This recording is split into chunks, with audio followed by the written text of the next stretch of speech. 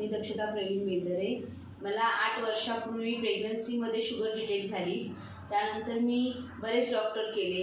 शुगरच्या त्रासामुळे मला इचिंगचा त्रास आणि हाताला मुंग्या यायच्या, हात खूप जड व्हायचा। मला व्हॉट्सअपवर अँटॉक्स डी आणि अँटॉक्स टीची माहिती मिळाली।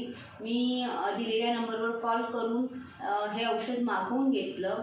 हे औषध आयुर्वेदिक आहे आणि ह्याचा कोणताही साईड इफेक्ट नाही आहे असं मला सरांनी सांगितलं। मी ते औषध चालू केलं।